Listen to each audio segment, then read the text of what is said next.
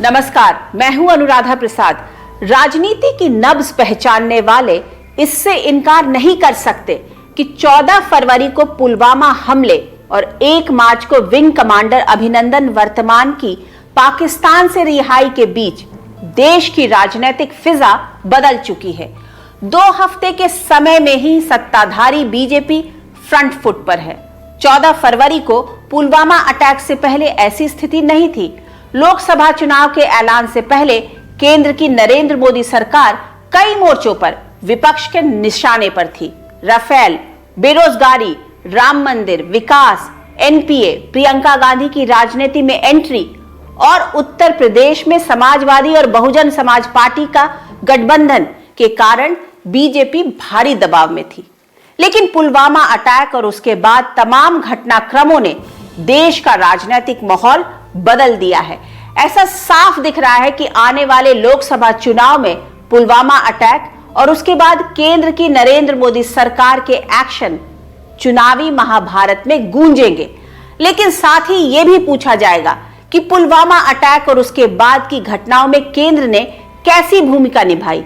क्या मोदी सरकार इसे और बेहतर तरीके से संभाल सकती थी?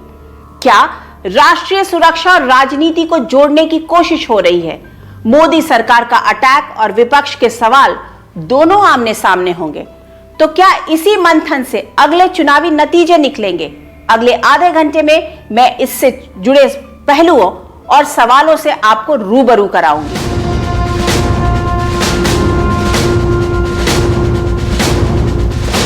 ये तस्वीर अद्भुत भी है और अविश्वसनीय भी। पाकिस्तानी लड़ाकू जहाज F-16 को मार गिराने वाले जांबाज विंग कमांडर अभिनंदन की शौर्य गाथा की गवाही अब तारीख देगी। हिंदुस्तान इस लम्हे को कभी भूल नहीं पाएगा। लेकिन ये अकल्पनीय पल किसके सौजन्य से सफल हुआ?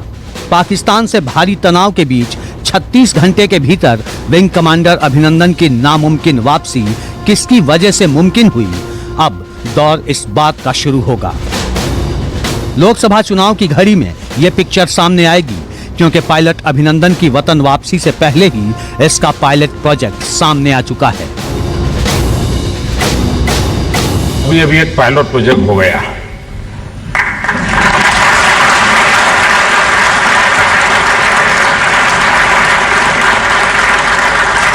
अभी रियल करना है, पहले तो प्रैक्टिस थी। संकेतों में कही गई इस बात का पाकिस्तान के लिए जो मतलब हो, लेकिन सियासत के लिए इसका सांकेतिक मतलब साफ है कि पायलट प्रोजेक्ट की गूंज की पूरी रियल पिक्चर लोकसभा चुनाव में रिलीज होगी। ये संकेत बेमानी भी नहीं है, क्योंकि पुलवामा अटैक के बाद नरेंद्र मोदी का एक एक बयान चुनावी ट्रेलर के चश्मे से देखा जा रहा है। आतंकी संगठनों को और उनके सरपरस्तों को कहना चाहता हूं कि वे बहुत बड़ी गलती कर चुके हैं। बहुत बड़ी कीमत उनको चुकानी पड़ेगी। पुलवामा में हुआ क्रूर आतंकवादी हमला यह दिखाता है कि अब बातों का समय निकल चुका है। इस बार सबका हिसाब होगा, हिसाब पूरा होगा। इस बात से इनकार नहीं किया जा सकता कि फरवरी में 14 दिन तक भारत और पाकिस्तान युद्ध के मुहाने पर खड़े थे और हालात अब भी तनावपूर्ण हैं। इन 14 दिनों में सरकार की तरफ से हर मोर्चे पर यह बताने की कोशिश हुई कि पाकिस्तान को मुंहतोड़ जवाब सिर्फ मोदी सरकार ही दे सकती है। इन 14 दिनों में विपक्ष ने हर कदम फूंक फूंक कर रखने की कोशिश की। कई रैलियां रद्द की, कुछ प्रेस कॉन्फ्रेंस रद्द किए, लेकिन एक बयान जरूर जारी किया जिसमें फौज की तारीफों के साथ यह भी कहा गया कि सरकार भारत पाकिस्तान के तनाव का राजनीतिक फायदा उठाने की कोशिश कर रही है। अब जबकि चुनाव की घोषणा में चंद दिन ही बचे हैं, तब यह तकरीबन साफ हो गया है कि सरहद की बंदूकों की गूंज रैलियों में जरूर सुनाई देगी। मजबूती और मजबूरी पर वार होंगे, ताकत और कमजोरी के पैमाने गढ़े जाएंगे, राष्ट्र और कास्ट पर बहस होगी। यानी सरकार विपक्ष को जिन मुद्दों पर चुनाव लड़वाना चाहती थी, उन्हीं मुद्दों को जनता के सामने रखा जाएगा। 14 फरवरी को हुए पुलवामा अटैक के अगले दिन 15 फरवरी को नरेंद्र मोदी दिल्ली में वंदे भारत एक्सप्रेस को हरी झंडी दिखा रहे थे। लेकिन खास बात यह है कि इस मौके पर नरेंद्र मोदी ने जो कहा वो पुलवामा के बाद की घटनाओं का सिलसिला बयां कर रहा था। आतंकी संगठनों को और उनके सरपरस्तों को कहना चाहता हूं कि वे बहुत बड़ी गलती कर चुके हैं, बहुत बड़ी कीमत उनको चुकानी पड़ेगी। 26 फरवरी की सुबह 3:30 बजे भारतीय वायुसेना ने पाकिस्तान की सीमा में घुसकर बालाकोट पर अटैक किया। इस एयर स्ट्राइक के 12 घंटों के भीतर नरेंद्र मोदी ने राजस्थान के चुरू में ऐलान कर दिया, सौगंध मुझे इस मिट्टी की, मैं देश नहीं मिटने दूंगा, मैं देश नहीं रुकने दूंगा,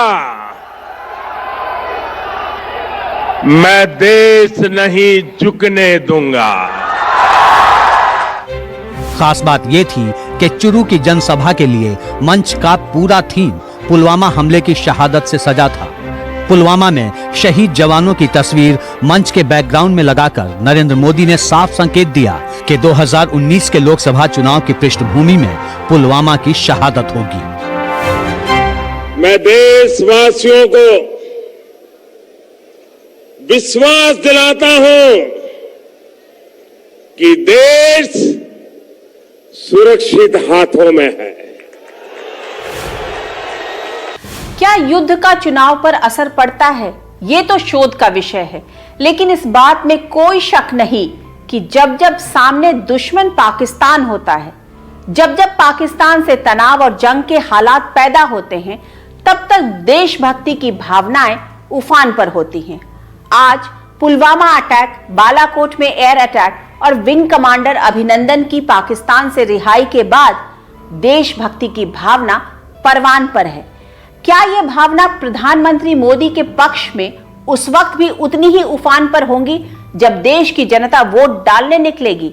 क्या किसान, बेरोजगारी, दलित और अर्थव्यवस्था से जुड़े मुद्दे और सवाल हाशिए पर चले जाएंगे? पुलवामा के बाद नरेंद्र मोदी ने गोरखपुर से प्रयागराज तक और राजस्थान से कन्याकुमारी तक कार्यक्रम किए। सारे कार्यक्रम सरकारी थे, लेकिन सब में संपूर्ण सियासत थी।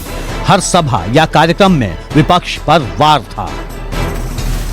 मजबूर सरकार चाहते हैं ताकि भ्रष्टाचार कर सके। इस देश का नागरिक मजबूत सरकार चाहता है ताकि व्यवस्था में भ्रष्टाचार को खत्म कर सके। विपक्ष पर ऐसा कहकर नरेंद्र मोदी ने खुद को मजबूत नेता साबित कर दिया। ये साबित कर दिया कि अगर पाकिस्तान पुलवामा करने की गुस्ताखी करेगा तो हिंदुस्तान बालाकोट में घुस कर मारेगा। अब बीजेपी ये प्रचारित करेगी कि 36 घंटों में विंग कमांडर अभिनंदन की पाकिस्तान से वापसी नरेंद्र मोदी सरकार की फौलादी कूटनीति की जीत है। 2019 के लोकसभा चुनाव में ये बताया जाएगा कि नरेंद्र मोदी एक सबसे सशक्त, सबसे मजबूत और कूटनीति के सबसे माहिर खिलाड़ी हैं। एक बार यदि सरकार ने फैसला कर लिया कि पाकिस्तान में जो बड़े किसी आतंकवादी ठिकाने पर हमको धावा बोलना है, तो इधर उधर की फिर लोगों ने नहीं सोची।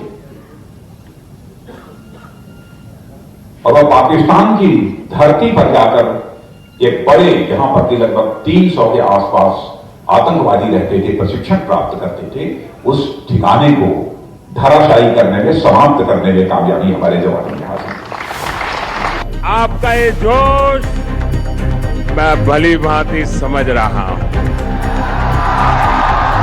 मतलब पुलवामा और उसके बाद के सिलसिले ने बीजेपी और नरेंद्र मोदी के लिए उड़न पट्टी तैयार कर दी, जिससे चुनाव के दौरान बीजेपी राष्ट्रवाद की ऊंची उड़ान भरेगी। राजनीति की इस तबीयत से विपक्ष वाकिफ है, इसलिए बीजेपी से शहादत के सियासी फायदे न उठाने की ताकीद की जा रही है। जहां कांग्रेस पार्टी और विपक्षी पार्टियां अपने शहीदों का आदर करते हैं, इज्जत करते हैं और देश की सिक्योरिटी फोर्सेस के साथ खड़े हैं, वहां रूलिंग पार्टी को भी ऐसे मौके राजनीति करने के लिए इस्तेमाल नहीं करने चाहिए, ऐसी हमें उनसे अपेक्षा है। विपक्ष का ये बयान तब आ रहा है जब शायद चिड़िया चुग गई खेत की कहावत चुनावी मौसम में साकार होने वाली है। ऐसा नहीं है कि विपक्ष को इस सियासत का इल्म नहीं है। ये सवाल पुलवामा हमले के बाद नरेंद्र मोदी की लगातार बयानबाजी को भांपकर सर्वदलीय बैठक में विपक्ष ने उठाया भी था। The meeting of 21 parties expressed their deep anguish over the blatant politicization of the sacrifices made by our armed forces by leaders of the ruling party. National security must transcend narrow political considerations. The leaders observed that the Prime Minister has regrettably not convened an all-party meeting as per the established practice in our democracy. इस बयान के पलटवार में उल्टे BJP ने कांग्रेस को शहादत पर सियासत करने से बाज आने को कहा। इस तरह बीजेपी ये माहौल बनाने में कामयाब हो गई कि उसे चुनौती देना राष्ट्रभक्ति को चुनौती देना है। राजनीति के इस खेल में पुलवामा से पहले आक्रामक बैटिंग कर रही कांग्रेस पिछड़ गई। जिस कांग्रेस ने देश की आजादी की बुनियाद रखी, आज वो राष्ट्रभक्ति का ट्यूशन बीजेपी से लेने के लिए मजबूर हो गई। इस दौरान सरकार के हाथ में एक और बड़ा दांव है। करीब 2.5 साल तक पीडीपी के साथ जम्मू कश्मीर में सरकार चलाने वाली बीजेपी अगले कुछ दिन में कश्मीर को लेकर बेहद सक्रिय दिखने वाली है। सरकारी सूत्रों के मुताबिक पिछली कैबिनेट की बैठक में जम्मू कश्मीर को लेकर अध्यादेश के जरिए जो संशोधन लाए गए हैं वो राज्य में समानता की तरफ उठाया गया कदम है। यानी आने वाले दिनों में सरकार 370 और 35A को लेकर अग्रेसिव नजर आ सकती है। इसी दौरान सुप्रीम कोर्ट में 35A पर सुनवाई भी होनी है, जिसमें सरकार अपनी रुख को स्पष्ट कर सकती है। दूसरी तरफ अलगाववादियों पर कड़ी कार्रवाई के जरिए सरकार देश को यह संदेश देने की कोशिश करेगी कि वो कश्मीर के अंदरूनी हालात को कितनी सख्ती से सुधार रही है। इस सब के बीच विपक्ष सरकार से यह जरूर पूछेगा कि पिछले 5 साल में कश्मीरी पंडितों की घर वापसी के लिए उसने क्या किया।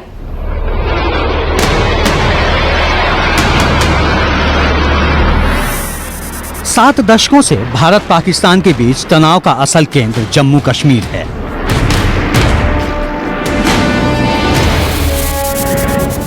पुलवामा अटैक के बाद बालाकोट एयर स्ट्राइक और फिर विंग कमांडर अभिनंदन की रिहाई ने पाकिस्तान को संकेत दे दिए कि कूटनीति के साथ साथ हिंदुस्तान की युद्ध नीति भी बदली है।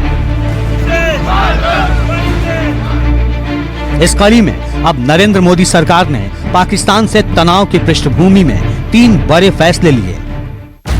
पहला फैसला है कश्मीर में नई आरक्षण नीति, जिसमें इंटरनेशनल बॉर्डर पर रहने वालों यानी जम्मू, कठुआ और सांबा में रहने वाली आबादी को सरकारी नौकरियों में 3% आरक्षण का लाभ मिलेगा, जो पाकिस्तानी फायरिंग का सबसे ज्यादा शिकार होती है।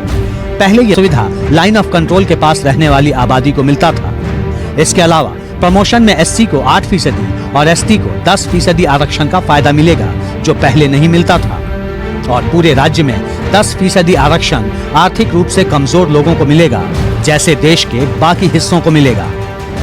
जम्मू कश्मीर में आरक्षण का ताना बाना बहुत सोचकर खींचा गया है। जम्मू कश्मीर की कुल जनसंख्या 1.25 करोड़ है।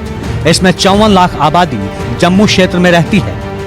जम्मू क्षेत्र में 62.55% आबादी हिंदू है, जबकि 33.45% आबादी मुस्लिम है। 3.30% सिख और 0.70% बौद्ध है। अगर आरक्षण के नए फैसले के असर को देखें तो ये नरेंद्र मोदी सरकार का मास्टर स्ट्रोक है। ये घाटी के उन चंद हुक्मरानों को बड़ा झटका है जिन्होंने हिंदू बहुल आबादी को आरक्षण के फायदे से अलग थलग रखा था। इसके अलावा पुलवामा हमले के बाद मोदी सरकार ने जम्मू कश्मीर में जमाते इस्लामी पर 5 साल की पाबंदी लगा दी है। दरअसल जमाते इस्लामी वो संगठन है जिसने हिजबुल मुजाहिदीन पैदा किया। ये संगठन हिजबुल के लिए आतंकियों की भर्ती और फंड का इंतजाम करता था। अब जांच मशीनरी जमाते इस्लामी के पैसों के स्रोत को खंगाल रही है। तीसरा बड़ा फैसला हुर्रियत नेताओं के खिलाफ जारी है, जो पाकिस्तानी पैसों पर घाटी का माहौल खराब कर रहे हैं। इस तरह मोदी सरकार कश्मीर को लेकर पाकिस्तान और घाटी के अंदर ऐसे फैसले ले रही है जिसे आतंकवाद से लड़ने के नाम पर सख्त फैसला बताया जा रहा है। इस फैसले को ऐसे प्रोजेक्ट किया जाएगा जो एक मजबूत और सख्त सरकार ही ले सकती है। लोकसभा चुनाव के लिए अप्रैल मई में वोट डाले जाएंगे। देश का चुनावी इतिहास बताता है कि 1999 को छोड़कर किसी चुनाव पर युद्ध की छाया नहीं पड़ी। 1999 की गर्मियों में पाकिस्तान ने भारत पर करगिल युद्ध थोपा और इसके 3 महीने बाद अटल बिहारी वाजपेयी के नेतृत्व में एनडीए की सरकार दोबारा केंद्र में चुनी गई। लेकिन पिछले 20 वर्षों में देश की राजनीति में काफी बदलाव आया है। करगिल के वक्त देश ने एक बड़ी जंग लड़ी थी, तब भी इंटेलिजेंस की नाकामी पर सवाल उठे थे, लेकिन पाकिस्तान पर भारत की जीत ने उन सवालों को छोटा कर दिया था।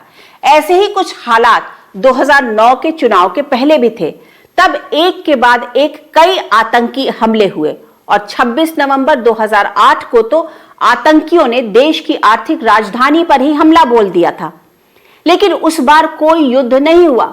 मनमोहन सिंह सरकार ने कूटनीतिक हथियारों को ज्यादा इस्तेमाल किया। तब के चुनाव में मनमोहन सिंह पर एक कमजोर सरकार चलाने की मुहिम चली, लेकिन फिर भी देश ने मनमोहन सिंह पर भरोसा किया। तो क्या सिर्फ पाकिस्तान के खिलाफ एक बड़ी मुहिम चुनाव जिताने के लिए काफी है?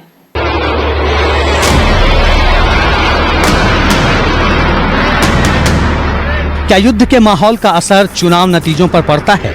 क्या इससे सत्ताधारी पार्टी के पक्ष में लहर बनती है? भारतीय चुनावी इतिहास में इस असलियत को समझने के लिए 1999 के नतीजों को देखना पड़ेगा। तब केंद्र में अटल बिहारी वाजपेयी की एनडीए सरकार थी। पाकिस्तान ने 1999 के मई महीने में जम्मू कश्मीर के करगिल में घुसपैठ की।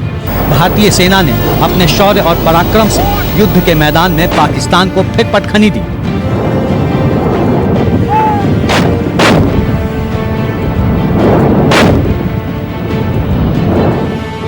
करगिल युद्ध की पृष्ठभूमि में अक्टूबर 1999 में आम चुनाव हुए। 1998 के लोकसभा चुनाव में बीजेपी की सीटों की संख्या 182 थी, जबकि एनडीए की सीटों का आंकड़ा 254 था। वहीं 1999 के चुनाव में भी बीजेपी की सीटों की संख्या 182 थी, जबकि एनडीए की सीटों की संख्या बढ़कर 270 हो गई। 1999 के चुनाव में एनडीए सहयोगियों के सीटों की संख्या बढ़ी, लेकिन बीजेपी के सीटों की संख्या जस की तस रह गई। इसी तरह 1999 में बीजेपी को मिले वोट प्रतिशत में भी कमी आई। ऐसा क्यों हुआ? करगिल का सीधा भावनात्मक फायदा अटल बिहारी वाजपेयी को क्यों नहीं मिला और मौजूदा भारत पाकिस्तान तनाव का लाभ नरेंद्र मोदी को क्यों मिलेगा? इस सवाल का सीधा जवाब किसी के पास नहीं है। पर इतना जरूर है कि जब भावनाएं उफान पर होती हैं, जब राष्ट्रभक्ति चरम पर होती है, तो चुनावी नतीजों के सत्ताधारी पार्टी के पक्ष में जाने की भविष्यवाणी की जाती है। इतना जरूर है कि चुनाव में लहर का असर होता है और बीजेपी की पूरी कोशिश है कि 2019 के चुनाव में राष्ट्रवाद और देशभक्ति की लहर की सवारी कर दिल्ली की सत्ता का प्रसाद चखा जाए।